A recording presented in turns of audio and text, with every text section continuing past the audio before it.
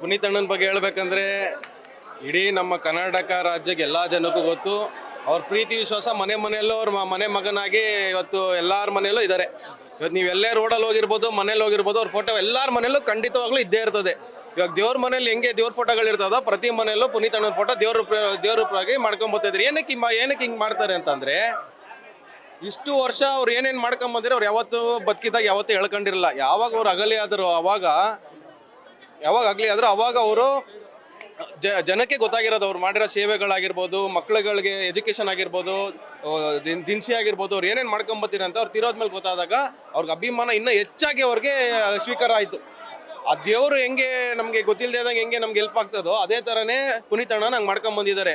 ಇವತ್ತು ಅವರು ನಮ್ಮ ಜೊತೆ ಇಲ್ಲದೇ ಇರ್ಬೋದು, ಆದರೆ ಅವ್ರ ನೆನಪು ಆಗಿರ್ಬೋದು ಪ್ರತಿದಿನ ನಮಗೆ ನಮ್ಮ ಮನಸ್ಸಲ್ಲಿ ಎಲ್ಲರ ನಮ್ಮ ಕರ್ನಾಟಕ ಜನತೆ ಮನಸ್ಸಲ್ಲಿ ಪ್ರತಿನಿತ್ಯನೂ ಅವ್ರು ಇದ್ದಾರೆ. ಸೊ ಇವತ್ತು 4ನೇ ವರ್ಷ ಪುಣ್ಯಸ್ಮರಣೆ ಆಗಿದೆ. ಮಕ್ಕಳಿಗೆ ತಿರ್ಗಾ ನಾವು ಬುಕ್ಕಿನ PRK ಸಂಸ್ಥೆಯಿಂದ ಬುಕ್ ವಿತರಣೆ ಆಗಿರ್ಬೋದು, ಪೆನ್ಗಳಾಗಿರ್ಬೋದು ಪ್ರತಿಯೊಬ್ಬರಿಗೂ ನೀಡ್ತಾ ಇದ್ದೀವಿ ಅವಾಗಿಂದನೂ.